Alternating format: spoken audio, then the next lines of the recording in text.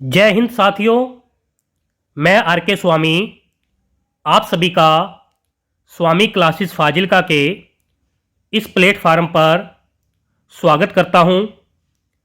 साथियों, जैसे कि आप सभी को पता है कि हमने एक सीरीज शुरू की हुई है, प्रमुख लेखक सीरीज, जिसके अंतर्गत आज हम 8वां कवि मलिक मोहम्मद जायसी जी का विस्तृत अध्ययन करेंगे। साथियों, इससे पहले हमने 7 कवियों का विस्तृत अध्ययन कर लिया है। जो साथी नए जुड़े हैं वह साथी उन क्लासों को भी अवश्य देखें और हिंदी की बेहतर तैयारी करें। आज की जो क्लास है बहुत ही महत्वपूर्ण होने वाली है और बहुत कुछ नया सीखने को मिलेगा, इसलिए वीडियो के अंत तक जुड़े रहें। वीडियो को लाइक और शेयर भी अवश्य करें। अगर आप हमारे YouTube चैनल पर नए हो और अभी तक चैनल को सब्सक्राइब नहीं किया है तो चैनल को सब्सक्राइब करें, बेल आइकन को अवश्य दबाएं ताकि आप तक नई क्लास का नोटिफिकेशन पहुंच सके। तो शुरू करते हैं आज की क्लास। 8 नंबर पर कवि हैं मलिक मोहम्मद जायसी जी। जायसी जी का जन्म काल 1492 ईस्वी माना जाता है और जन्म स्थान जायस गांव, अमेठी, जिला रायबरेली, उत्तर प्रदेश माना जाता है। नोट में कुछ लिखा है, वासुदेव शरण अग्रवाल जी ने इनका जन्म स्थान गाजीपुर माना है। जायसी जी ने लिखा है, जायस नगर मोर स्थानु, नगर का नाम आदि उद्यानु। जायसी जी का वास्तविक नाम मुहम्मद माना जाता है और उपनाम जायसी माना जाता है। सभी साथी याद कर लेंगे। यहां तक ओके है सभी को।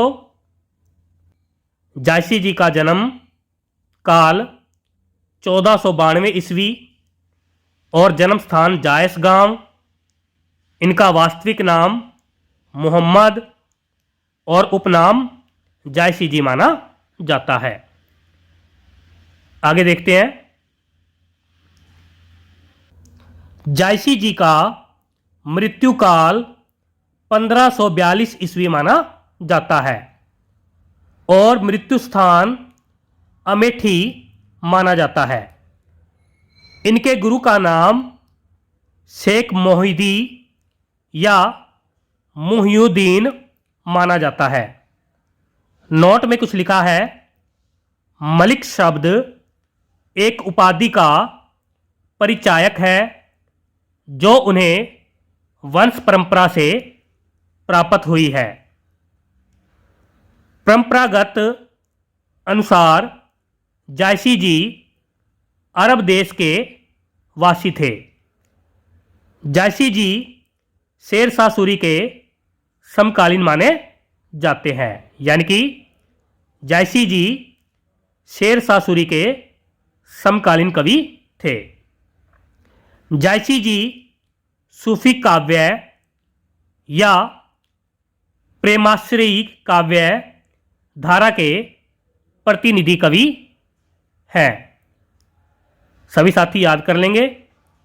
साथियों, अगर आपको मेरे द्वारा जो हिंदी साहित्य पढ़ाया जा रहा है अगर वह समझ में आ रहा है, क्लासेस आपको अच्छी लग रही हो, तो आप क्लास को लाइक और शेयर अवश्य किया करो। आप क्लास को देख लेते हो लेकिन क्लास को लाइक और शेयर नहीं करते हो। साथियों, आपको हमारी क्लासेस अच्छी लग रही है तो वीडियो को लाइक और शेयर भी किया करो। एक क्लास बनाने के पीछे हमारी बहुत सारी मेहनत लगती है।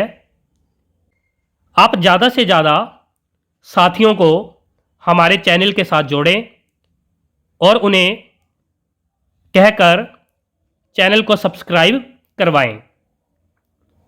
यहाँ तक समझ में आ गया होगा। आगे चलते हैं।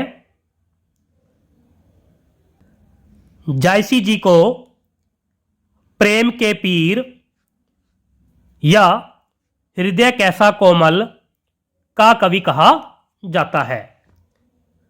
जायसी जी को अवधि का अर्धान भी कहा जाता है। सभी साथी याद कर लेंगे।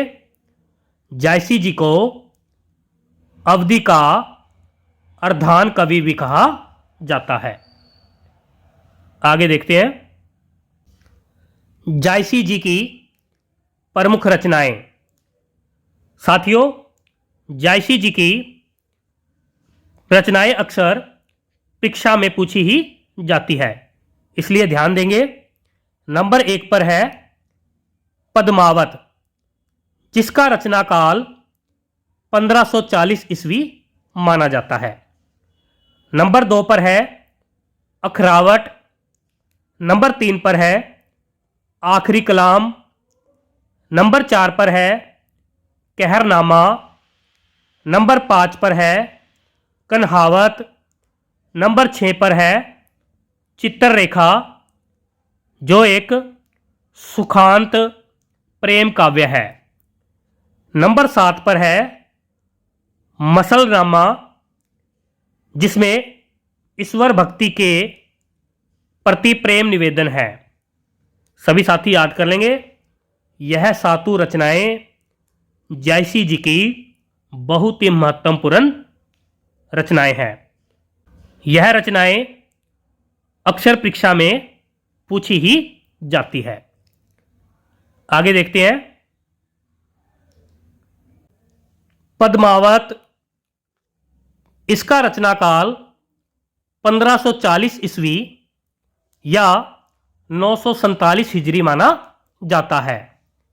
यह सूफी काव्य का प्रौढ़तम काव्य माना जाता है। पद्मावत ग्रंथ जो है 57 खंडों में विभाजित है। इसमें चित्तौड़ के राजा रतनसेन एवं सिहिलदीप की राजकुमारी पद्मावती के प्रेम विवाह एवं विवाह उत्तर के जीवन का मार्मिक चित्रण किया गया है। इसकी कथा वस्तु को 2 भागों में विभाजित किया जाता है। नंबर 1 पर है पूर्वार्ध भाग और नंबर 2 पर है उत्तरार्ध भाग। पूर्वार्ध भाग में राजा रतनसेन और पद्मावती के विवाह तक की कथा का वर्णन है।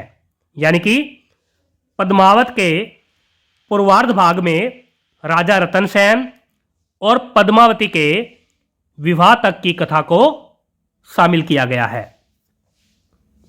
आगे देखते हैं। उत्तरार्ध भाग में यानी कि पद्मावत के उत्तरार्ध भाग में विवाह उत्तर जीवन की कथा का वर्णन है। आचार्य रामचंद्र शुक्ल जी और अन्य आलोचकों ने पूर्वार्ध भाग को कल्पना प्रसूत यानी कि कल्पना सूत्र एवं उत्तरार्ध भाग को ऐतिहासिक माना है। आचार्य रामचंद्र शुक्ल जी ने इसे हिंदी साहित्य का प्रथम बड़ा महाकाव्य माना है। आगे देखते हैं। आचार्य रामचंद्र शुक्ल जी ने पद्मावत को समासोक्ति भी कहा है। यह ग्रंथ जायसी जी की अक्षय कीर्ति का आधार ग्रंथ है। पद्मावत परमबंधात्मक महाकाव्य है। यह जायसी जी का सर्वोत्कृष्ट ग्रंथ माना जाता है। पद्मावत की हस्तलिखित प्रति फारसी भाषा में मिलती है। पद्मावत के विभिन्न पात्र दार्शनिक तत्वों के प्रतीक है, इसलिए पद्मावत को रूपक काव्य कहा गया है। सभी साथी याद कर लेंगे। आगे देखते हैं। पद्मावत हिंदी का प्रथम वक्रोक्ति कथात्मक महाकाव्य माना जाता है। पद्मावत के पात्र और दार्शनिक प्रतीक का अध्ययन करेंगे। यह छोड़ दो, आगे देखते हैं। प्रतीक और पात्र। चित्तौड़ या चित्तूर तन या शरीर का प्रतीक माना जाता है। सिहल द्वीप हृदय का प्रतीक माना जाता है। नायक राजा रतन सेन मन या योगी साधक का प्रतीक माना जाता है। नायिका पद्मिनी या पद्मावती सात्विक बुद्धि या बुद्धि या परमात्मा या परम सत्ता का प्रतीक मानी जाती है। महानायिका रानी नागमती संसारिक बुद्धि या दुनिया धंधा का प्रतीक मानी जाती है। हीरामन तोता या सुआ गुरु का प्रतीक माना जाता है। आगे देखते हैं। राघव चेतन शैतान का प्रतीक माना जाता है और अलाउद्दीन खिलजी माया का प्रतीक माना जाता है। सभी साथी याद कर लेंगे। नोट में कुछ लिखा है। आचार्य रामचंद्र शुक्ल जी ने प्रतीक योजना में फेरबदल करके राजा रतन सेन को आत्मा एवं पद्मावती को परमात्मा का प्रतीक माना है। आगे देखते हैं। आचार्य रामचंद्र शुक्ल जी ने पद्मावत को भक्ति काल का वेद काव्य कहा है। विजय देव नारायण शाही जी ने पद्मावत को हिंदी में अपने ढंग की अकेली त्रासदी कहा है। सभी साथी याद कर लेंगे। दोनों ही कथन बहुत ही महत्वपूर्ण है, अक्सर परीक्षा में पूछे ही जाते हैं। आगे देखते हैं। अखरावट।